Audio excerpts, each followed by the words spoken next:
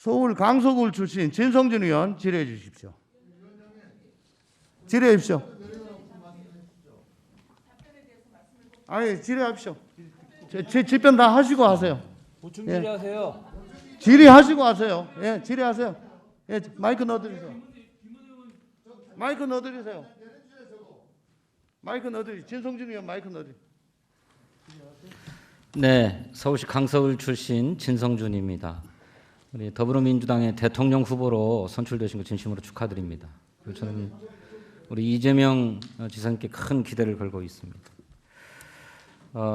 오전 질의에 많은 의원들이 민간 개발업자에 왜 그렇게 이익을 많이 주도록 설계를 했느냐 이런 얘기들을 막 하면서 설계한 사람이 범인이다, 죄인이다 뭐 이런 취지의 얘기를 했는데 정작 민간 개발업자에 이익을 안겨주도록 특혜 폭탄을 안긴 것은 저는 국민의힘이다 이렇게 생각합니다. 네네. 첫 번째로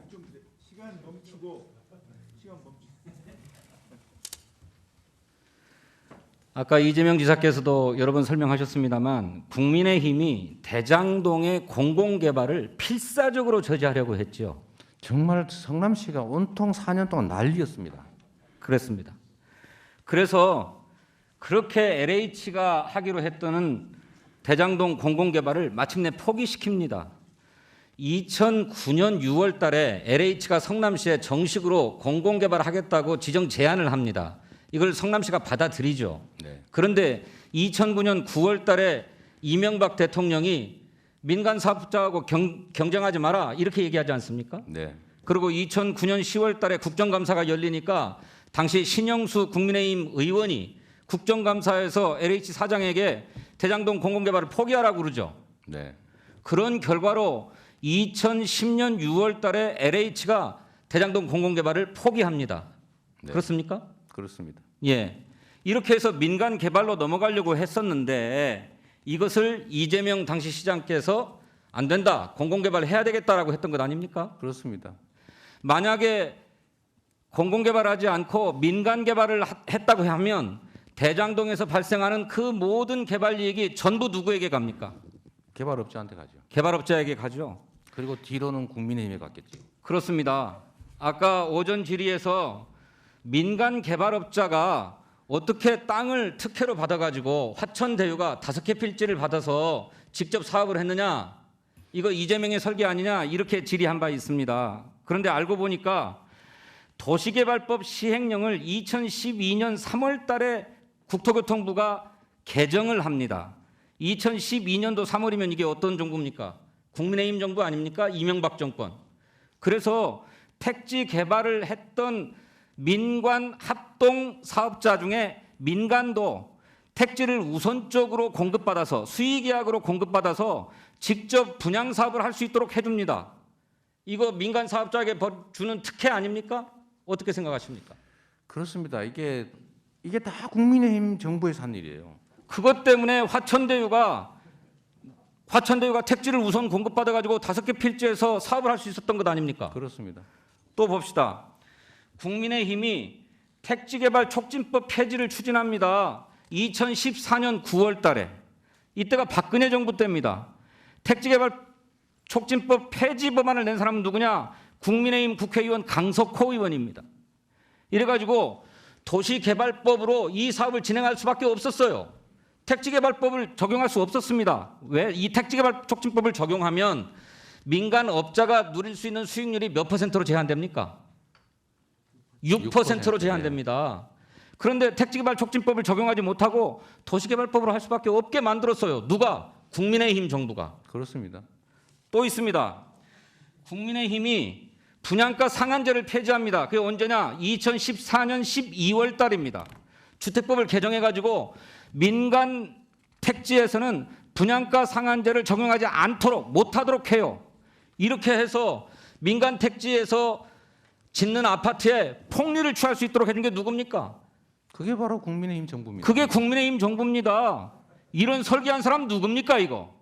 국민의힘 정부가 설계한 겁니다. 또 볼까요? 국민의힘이 개발 부담금도 인하해 줍니다. 제가 보니까 개발이익 환수법이 만들어진 게 1989년인데 이 당시 부담률은 50%였습니다. 개발이익의 50%로 환수할 수 있도록 해줬어요. 그런데 이것이 IMF를 맞아가지고 25%로 깎입니다. 그런데 이걸 다시 깎아줍니다. 언제? 2014년도에 박근혜 정부가 부담률을 20%로 깎아줘요. 그러고 1년 동안 한시적으로 감면하고 면제해 줍니다. 수도권은 50%, 지방은 100%. 그런데 이것을 시간이 다 되어 가니까 3년간 더 연장해야 된다 그래가지고 법안을 내요. 누가 냅니까? 이장우 국민의힘 국회의원이 내서 통과시킵니다. 그래서 결국 대장동의 개발 부담금도 10%만 환수할 수 있도록 해준 것. 이것이 국민의힘입니다. 민간 개발업자에게 특혜 폭탄을 안긴 거예요. 그게 누굽니까? 그래서 여기도 사실은 천억 단위로 지금 환수했어야 되는데 겨우 600몇십억밖에 환수를 못 한다고 합니다. 그렇죠. 이렇게 어마어마한 특혜 폭탄을 안겨주고 이렇게 설계한 자들이 누굽니까? 국민의힘 정부입니다. 그런데 이제 와서 왜 그렇게 민간에게 개발 이익을 많이 넘겨줬느냐 막 난리예요. 저는 이런 이율 배반 반성부터 해야 된다 이렇게 생각합니다. 어떻게 생각하세요? 민간에게 개발이익 100% 주라고 강압하고 제도 바꾸고 의회 동원해서 시정 방해하고 저를 포기시키려고 음해하고 했던 게 바로 국민의힘입니다. 당시에 당론으로 막았다니까요. 당론으로. 그런데 지금 와가지고는 왜 환수 못했냐? 더더군다나 선량한 입장에서 하면 모르겠는데 이 개발이익을 뒤로 나눠 먹은 게 바로 국민의힘 그 정치인들인데 제가 정말 기가 막혀서 말이 안 나옵니다. 그래서 저는 이재명 지사께 거는 기대가 큽니다. 이렇게 부동산으로 인한 불로소득과 개발 이익을 철저하게 공공이 환수해서 국민 모두가 누리도록 해야 되겠는데 우리 이재명 지사께서는 대통령 후보이시기도 하니까 앞으로 이런 개발 이익을 어떻게 환수하실 것인지 또 토지에서 얻어지는 불로소득을 어떻게 환수하실 것인지 그 정책적 대안이 있으면 말씀해 주시기 바랍니다. 아마 이 얘기를 하면 시간 지난다고 자꾸 뭐라 그러실 것 같아서 제가 다른 간단한 말씀 먼저 드리겠습니다. 네, 그 위원장님께서 또 야당에서 가만히 안 계실 것 같아가지고 알겠습니다.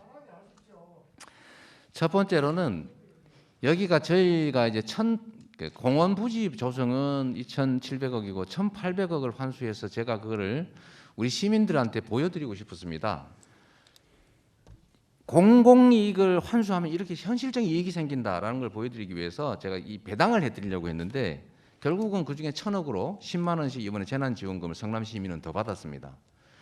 그런데 제가 정말로 안타까운 거는 만약에 제가 의도한 대로 국민의힘이 방해하지 않아서 100% 공공 환수를 했더라면 택지 개발 부분에서 1조 원 가까운 이익을 저희가 다 환수했을 거고 1,800억이 아니라 6,000억으로 성남 시민 가구당 약 600 얼마 정도 됩니까? 한 60만 원 정도, 64, 24, 250만 원씩 가구당. 이거를 요 사업 하나에서 다 이렇게 돌려드릴 수가 있었던 겁니다. 엄청난 돈 아닙니까? 그런데 이거를 국민의힘이 방해하고 국민의힘이 비호해서 그 비호받은 세력들이 결국은 수천억대 이익을 취한 다음에 이거를 50억씩 용돈 주고 50억씩 푼돈 주고 몇 억씩 잔돈 주고 이렇게 해서 얼마나 우리 국민들이 상심을 가지겠냐 생각하면 제가 정말로 가슴이 찢어진다니까요.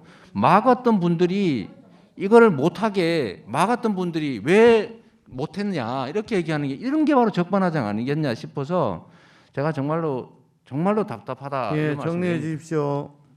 네. 네, 개발이익 환수 제도와 관련해서 나중에 기회 될 때 말씀드리겠습니다.